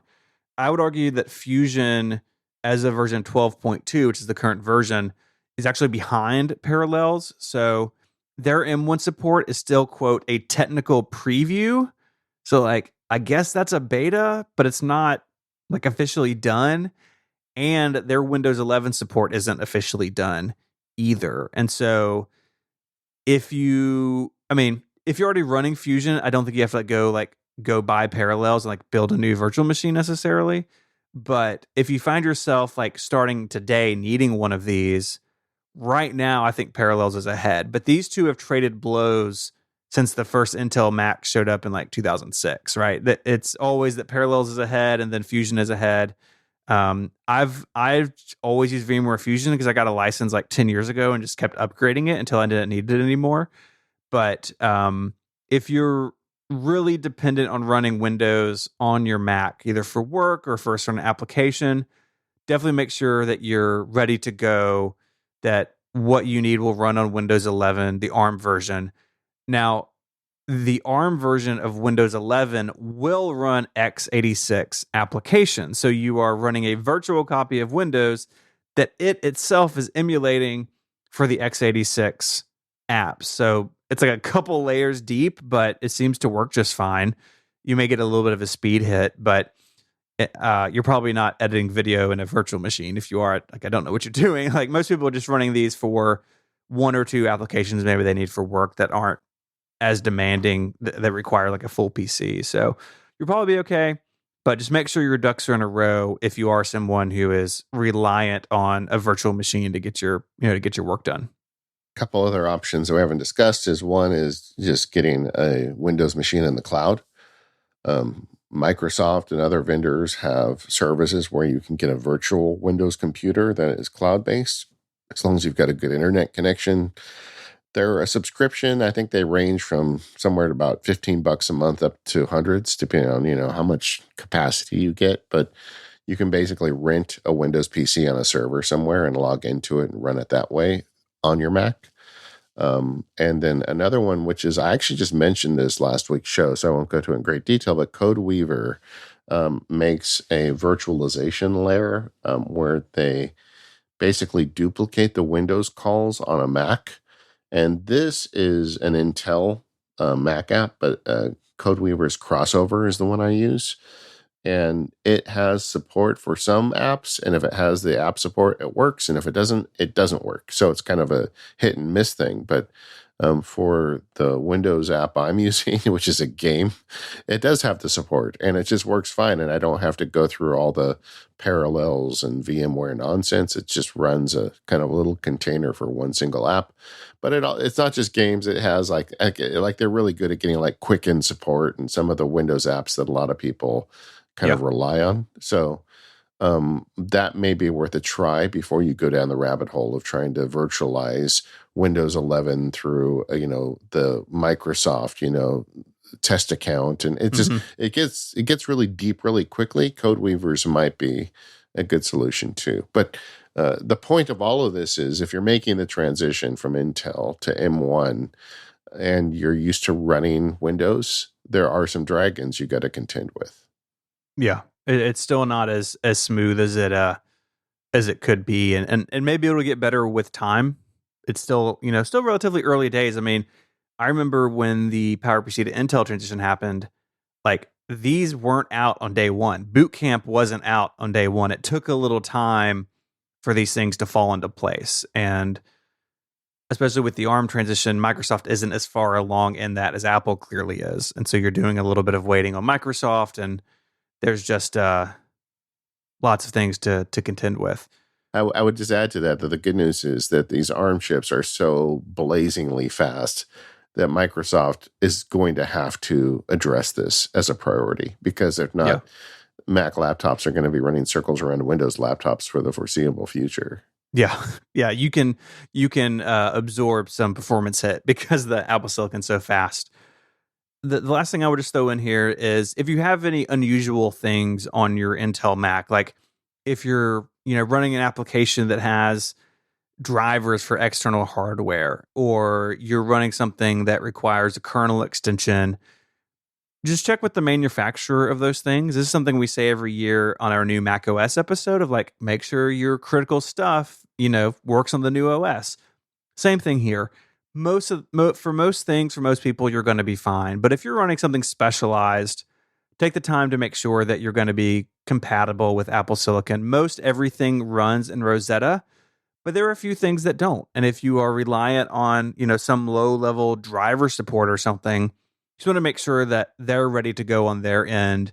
Maybe you've got to just be up to date with your software. Maybe there's a new version you need to upgrade to, but just checking those things, off the list before you hit go on the migration assistant will save you some headache on the back end. And, the good news is we're a year into this transition. So the web search is your friend here. If there's a special piece of hardware you're using and you search that name plus M1 Mac, there's probably an article somewhere where somebody is complaining that it doesn't work or bragging that it does, one or the other. This episode of the Mac Power Users is brought to you by Indeed. Go to Indeed.com/MPU and get a free $75 credit to upgrade your job post. It feels great when you finally got the right answer. The stars align and the numbers add up. The fastest way to reach your potential is with the right people in place. And if you're hiring, you need Indeed. Indeed is a hiring partner that gets you what you really want, a short list of quality candidates as fast as possible. Simply because you can do it all, attract, interview, and hire, all at Indeed. You don't want to struggle on your own to find quality candidates, and you don't have to. Indeed can help you hire the right people right now. Indeed partners with you on every step of the hiring process, so you can find talent with skills you need through tools like Indeed's Instant Match, assessments, and virtual interviews. Indeed really does make the hiring process so easy. By having all the tools in one place, it takes away so much of what can otherwise be a daunting process. Thanks to Indeed's virtual interviews, you can message, schedule, and interview top talent seamlessly, all in one place with Indeed. There's no need to install anything extra. Indeed's virtual interviews work right from your browser, so you can interview virtually with no downloads, plugins, or purchases. So get started right now with a $75 sponsored job credit to upgrade your job post at Indeed.com/MPU and get that $75 credit at Indeed.com/MPU. One last time, Indeed.com/MPU. This offer is valid through December 31st, so act now. Terms and conditions apply. Need to hire? You need Indeed. Our thanks to Indeed for their support of the Mac Power Users. So clipboard managers, spoke about this recently. We told you this was coming, guys. We knew that we would not cover them all, and we did not. And there's always more. There's always more. So there are a handful that people brought up in the forums or in the email that I just wanted to have like an honorable mentions segment. Yeah, sure. And there's even more out there. Like this is the last batch we're going to talk about, I think. Like we can talk about this forever. We just have a section every week on the show about clipboard managers. And clipboard manager update. No one. You need, like special music, Yeah, everyone would skip that chapter in Overcast. Yes, they would. They would. But three that sort of filter to the top. One is Copy Clip. There's actually a new version of Copy Clip 2 that's been out for a little while. And it's like clean and lightweight, which is pretty nice. I think it looks pretty good. It has a lot of the similar things that the others have where you can use keyboard shortcuts to like just automatically copy something in your recent history. Most of these have that, command, 1 through 9 or something. But one thing that I think is pretty cool about Copy Clip 2, if you have a MacBook Pro with the touch bar, it uses the touch bar when you're in the app to show the recent things on the clipboard. And I think this is the only app we've looked at that has sort of this layout. And so if you have a touch bar Mac, I think this is a really cool feature. Now, and since Apple's all in on the touch bar, on the touch bar, it has a bright future. Wait a second, that's not right. That's not right. So obviously the touch bar's days are numbered. But if you have a touch bar Mac and it's going to stick around for a long time, and you're a big touch bar person, I think this is a pretty cool feature. This may actually be like one of the cooler things I've seen a third-party app do with the touch bar, which again is like why it's dying, but there's that. Another one is Clippy for Mac, and I just want to say that when I saw the name, I was very excited. I expected an icon with a clipboard with little eyebrows, and I did not get that. So I cannot recommend this app. I mean, yeah, well, it's like Clippy with one P. So is it Clippy? No, it's not Clippy. Yeah, I don't know. Maybe it was Microsoft Legal got involved. I don't know, but maybe that's why it doesn't have a clipboard or a paper clip. Yeah, but yeah. It does not copy like images or files like some of the others do. But it has, I think, some other pretty nice features. It has this like pretty cool contextual menu thing where you can go in and select from your pre-saved clips. And so some people in the forum had thrown their hat in the ring for Clippy with 1P. Yeah, iClip was also recommended. I'd completely forgot about iClip. I owned this years ago. I remember this because the icon is really cool. You know, it's kind of like the 3D fantastic icon. And this is probably one of the most feature-rich that we didn't cover.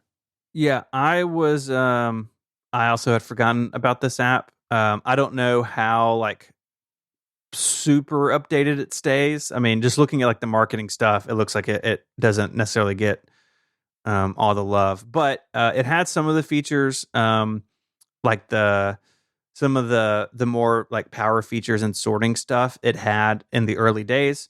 But it's kind of a blend between like a clipboard manager and like a shelf. Like it has a shelf component you can drag things in and out of. And it has really extensive keyboard shortcuts. So you can control basically the whole thing with customized keyboard shortcuts, which is really nice. I think all these apps should have that sort of customization. Yeah. And then we got a series of emails from listeners. I think the first email came from Jeff, but there was a bunch of them saying, I can't believe you guys didn't cover the clipboard manager in Better Touch Tool. And then I thought, well, wait a second. I use Better Touch Tool every day. I've never seen anything in there about a clipboard manager. And I went into the app, went into the preferences, started digging around. I couldn't find it. And then I thought, well, what the heck? I'll make a clipboard shortcut because you can do keyboard shortcut in Better Touch Tool. And I looked at the action list. And sure enough, there is a clipboard manager in the action list in Better Touch Tool. So you could put this, on the touch bar. You could put it on a mouse gesture because Better Touch Tool is awesome that way. But they have, or he has built in a clipboard manager in Better Touch Tool that I didn't even realize was there. This was the shocker for me of this episode. I'm like, oh man, how did I not know this was here? It was news to me too. Were you aware of it? No. I had no idea. It's like, yeah. They're everywhere. Everybody has a clipboard manager. Yeah, but this is a good one. I mean, it's got a list of your shortcuts. You can paste it as plain text, as standard. You can paste files. I mean, you can put it in one line at a time. I just thought, the Better Touch Tool developer quit his day job and went full time on Better Touch Tool now about 2 years ago. And this app just has got so much gold in it. I mean, there's so many great things about Better Touch Tool. So it's not surprising to me that it has this feature and I didn't know about it. But, good on you, Better Touch Tool. So what was it? I think it was Conti at the beginning of the episode who talked about how he doesn't want to have extra tools. And he uses Better Touch Tool for window management. Conti, I'm telling you, now you got your clipboard manager too. You don't need another app. You're good. And what I like about this is if you sort of work the way that Better Touch Tool does, then this will feel very natural. So that's one thing I like about these apps that include a clipboard manager with their other features. Like if Alfred's already hardwired into your brain, then the Alfred clipboard manager is like really easy to adopt. So if you're all in on Better Touch Tool or Keyboard Maestro or whatever, they have these tools that are kind of already in the flow of your other tasks that you're doing in that application. All right. I want to move on to stuff we're playing with. We missed this segment in some of the feedback shows, but I definitely wanted this one in this episode because you have done something, Stephen. You have done something. And do you want to hear it? You've surprised me. Yes, you have surprised me, and I'm worried about you. But tell us what you've done. Well, let me play you a little sample of it. Hang on.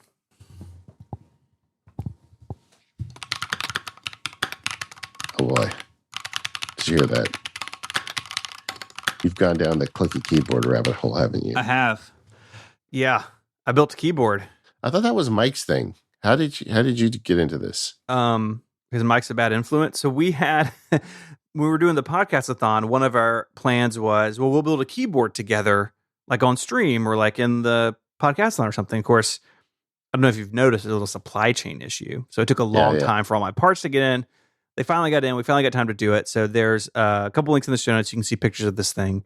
So I have purchased the Keychron Q1. We've talked about Keychron before. They make a wide range of keyboards, but the Q1 is their sort of like enthusiast keyboard. Like you can buy like the K1 or K4 or something, and it's fantastic. But the Q1 lets you customize it, put your own switches in, that sort of thing. And so I got the bare bone kit with the Q1, and I bought some switches from Novel Keys or NK. So there's all this terminology in this world that I'm not fully comfortable with yet. So sure. I don't really speak the language yet, but I have their Silk Red switches in it, which are very lightweight switches. One thing that I was concerned about was a lot of pressure needed to actuate the key. And so these are very lightweight. They're probably actually too lightweight. I think eventually I'm going to swap them out with something that takes a little more force, because these are very trigger happy switches. But I put those in, and then the piece de resistance is the keycap set. So I don't know if you've looked at these in the show notes yet, but is a keycap set from Drop, the MT3 Extended 2048 keycap set. And they look like classic Mac keys. They're beige. Yeah. They use the old typeface, and all of the like media keys and everything, they have that same feel, and you can get custom icons. So like I have one, that looks like a little iPod, and one looks like the shortcuts icon, and you get a little smiley Finder face or the little Mac icon. And as soon as I saw this keycap, these keycaps are actually what set off this project for me. I was like, I want a keyboard with those on it, and we worked backwards from there. So it looks like this kind of weird mashup of like modern and old Mac hardware, and I'm really loving it. I really love this keyboard. I figured I'd build it and it would be fun, and maybe I put it on my PC just to use when I'm streaming or doing something over there. But it's plugged into my Mac Pro. It's been here for several weeks now as my full-time keyboard. Yeah, I think the keycap set for you is what brought you in. I also don't expect you're going to go like full Hurley here and like start building a bunch of these. I feel like this is the kind of thing where you get the one you like and you're good. But am I wrong? Are you already looking at your next one? No, I mean, I really like this keycap set. And like I said, if I do anything, I'm going to put maybe slightly stiffer switches in it, but not anytime super soon. Like I plan on kind of keeping it as it is, because I haven't typed on a mechanical keyboard in almost a decade. I mean, I used the Apple Extended 2 keyboard for years, the best keyboard of all time, but eventually I had trouble with like my hands and wrist with it. And I think in hindsight, a lot of that was the width of the keyboard.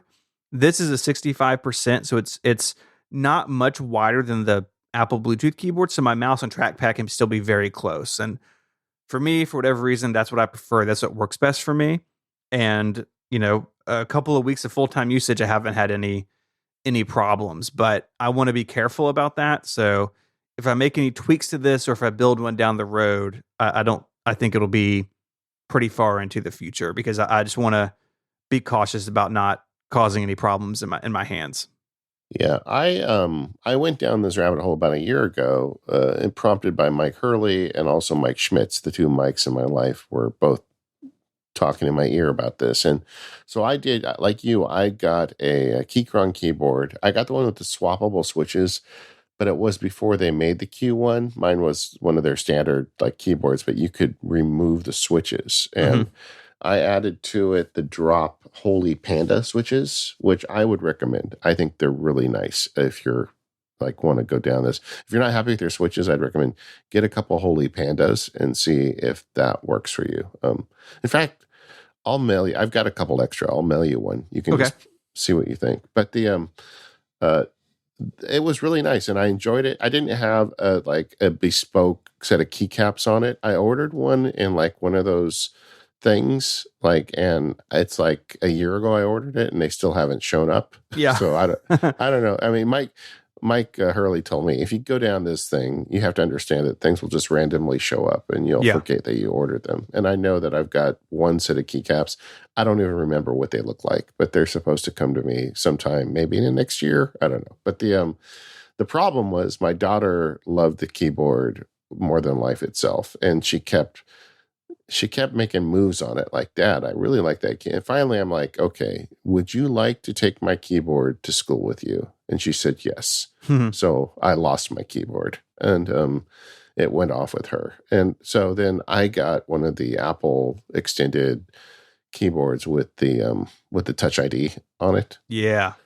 Which it's fine. I mean, I don't know. I don't think I'm as into keyboards as a lot of people are. Like, clicky keyboards are cool. I think it'd be fun to build one of these like you did, but it's just, like I said, I gave mine away when your kid asks you for something, it's hard to say no. That's true. That's definitely true.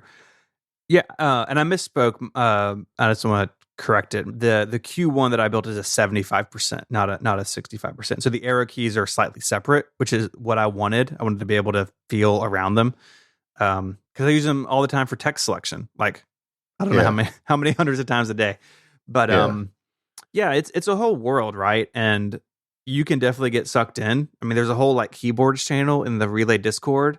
Like, I don't know what they're talking about. It's all they're like, and it's all beautiful, right? Like, I think this is one thing Mike likes about it is like the aesthetic. Like, you can build exactly what you want, which is what I did. Like, I picked this keycap set, and it looks exactly the way I want it to, right? And so you that customization is endless, but it's definitely not for everybody. It can be a very expensive hobby. I mean, I don't really want to add up how much this keyboard cost me, but it was a lot, Sure. But if that's your hobby, then go for it. And I think there's no better time to get into it. If talking to Mike and other people who are into it, it really seems to have had like a renaissance through the pandemic, through like work from home and people just looking for things to do inside away from people. And I think building your own keyboard has come a long way. Yeah, well, I think like the navy blue one you got is really pretty. Now, is it Bluetooth or is it wired? It is wired. So yeah, and I have one of those cool like curly fabric wrapped USB-C cables. So it's plugged into the back of my Pro Display. That's one of the ones that uses that. And you can switch it between Mac and Windows layout, and then you remap the keys. So I have, regular Control, Option, Command keys, like where they belong. So moving from an Apple keyboard, all the modifier keys are in the right place. Yeah, no, I get it. And like the nice thing with these Keychron keyboards is the switches are hot swappable without you having to get a soldering iron out, because that's like next level where you solder the switches in. But yeah, I'm glad you're doing it. I feel like you found the perfect keycap set for you. I think it's going to be hard for you to find something you like better. I mean, it's like made for me, right? I mean, yeah. I have a little iPod button. When I click it, it opens the music app. Like, what more could I need? No, I don't know how you could get better than that, honestly. And I don't know what I'm going to do with these switches when they show up, because I don't have a keyboard to put them in. Maybe I'll put them in my daughter's keyboard. Or you just build another one. Man, you're a bad influence. Okay. Influence. Okay, yeah. Mr. Sparks. Yeah. We all know who's the bad guy on this podcast. Speaking of bad influences, we talked about Elgato, I think on our last feedback show, and I've spent more money with them. I've gone all in on Elgato in the last month. I usually don't try to talk about stuff I buy for podcasting, because most people don't care. But there's two things that just have given me a lot of delight. The first is Elgato made a mic arm, and it's a low profile mic arm. It's hard to explain, but most mic arms that you put on your desk, and the point of them is that the mic doesn't shake. You don't hear people thumping the desk and then it comes through on the audio. It gives you a way to isolate the mic and put it right in front of your face. But they're always tall. They've got this big arm, and a lot of time, the way my desk is set up, they actually block the screen when I'm using them. and I'm always like trying to peek around the edge of the mic arm, and it always made me crazy. And I had an old kind of crappy one, and the springs were starting to make noise. So every time I'd move it, it would sound like, like an old man's joints when he sits down. And that's not that's not good. This isn't going to last much longer. So I went and I got like an email from Elgato, and they had this new low profile, and I bought it. It's $100. I love it. It's the best mic arm I've ever had. It is low profile. It's like two arms that rest on top of each other, and they rotate laterally rather than upside down, up and down, so they don't get in the way of the screen. They've got channels in them that you can put the cable, and they have little metal magnetic strips that go on top. So it's easy to change the cable without having to like rewire the whole thing. It's just like, oh, and the other thing is like the clamp. Historically, all the mic boom arms, and maybe I just never bought a good one before, but they always have these chintzy little clamps that go to the desk. And then as you move the mic around, the clamp slowly works its way off the desk. Yeah. So then one day you're working and suddenly the mic just goes, nope, and just falls down. And and also it's like denting the bamboo of the desk because I'm trying to like clamp it down so harder than I should. So it's just like there's a lot of things I don't like, but this one has a big clamp and it's solid and it hasn't moved since I installed it like a couple months ago. Yeah. Elgato like straight up makes the best clamps in the industry. I'm just going to call it. Yeah. They also have a non-low profile model if you want that. But man, it's just like, whoever is at Elgato right now and in charge of their design is like really cares about making stuff that people who need it every day can rely on. And it's like all the little details they get right. I'm just so impressed with them. And we talked about their lighting last time, but the other thing I bought is an audio interface, which, I have a very expensive USB pre-audio interface that I've had for a long time, but it's not all that great for podcasting. And I saw they had this one. It's under $200. And I've liked everything I bought from them so much. I said, well, let me just buy one and try it for a week. And then I sent audio samples to our editor, Jim Metzendorf, and I sent audio samples to my editor, JF, for the screencast. And both of them said, I sound good. In fact, JF says he likes the sound of it better than the other one. And so it sounds great, but it's also got just the little features you like because it sits on the desk. The mic XLR cable plugs into the back of it instead of the side of it, which on all the ones I've had before, they plugged in on the side. So you've got this ugly cable sticking out on your desk, and I hated that. It's got a line mic level that goes into it. It's got a big knob on it, and you just turn the knob. It's like a very simple interface, and it's got a touch capacitive top, where if I just barely tap the top of it, it mutes the mic entirely. Ooh. And when you mute the mic, all the little dots around it turn red. So it's clear to you that you've got a muted mic. Now, over the years, I've used one of these foot pedals, and Steven made fun of me because he could hear me click it. He could actually see the waveform when he edited the show. You cannot see this because you just barely tap it and it works. It's just as convenient as using your foot. And it's better because it is a dead switch. I mean, once you mute it, you cannot hear anything. Whereas those line mic mutes, usually a little bit of noise gets through. And it also means it's one less XLR cable to have, mess up the recording. Because if you've got a foot switch, you've got to have a switch.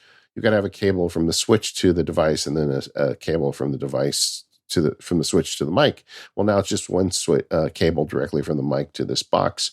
It's just like, everything just got better with this, and I am really increasingly starting to look at Elgato as a company where when they make a new product, I immediately consider buying it if it's something I have use for, because I'm getting to that trust level with them.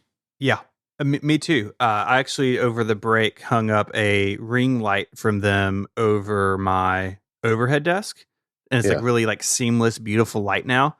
That hasn't shown up in any videos yet. Well, no, in my unboxing of the Mac Portable, I used it. It's great. And I have now ordered one of these interfaces for my Wave PC. XLR. Yeah, because I'm using a Mix Pre 3 on my PC. And it's like way overkill for what I need, just for like plugging in a lav mic to stream. And so I've got one now on the way for the PC.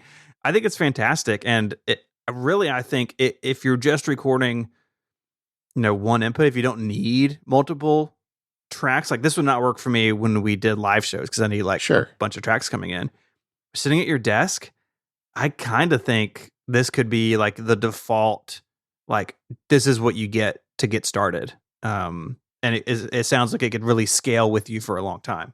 Well, I'm way beyond getting started with podcasts. I've been doing it over a decade, and it's fine. I mean, I've been using it on this show for 2 months. I don't think anybody's listening has written in to say that I sound different. So it works. That's cool. All right. Well, sounds like we got some fun gear. We got some fun software and a lot of good feedback this past month. Thanks, everybody, for sending in the feedback. We really appreciate it. We want the show to be great, and occasionally we miss something. And when a listener lets us know and they're nice about it, we like to use that. So please let us know.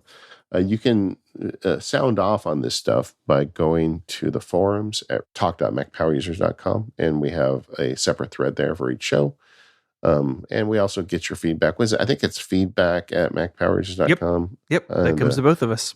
Yeah, that comes out. Go easy on us with the email. We're both struggling with it. but now that fast mail, who knows, right? But either way, we appreciate all the feedback we get from you. Thank you to our sponsors, Smile, SaneBox, Quip, and Indeed. And we'll see you next time.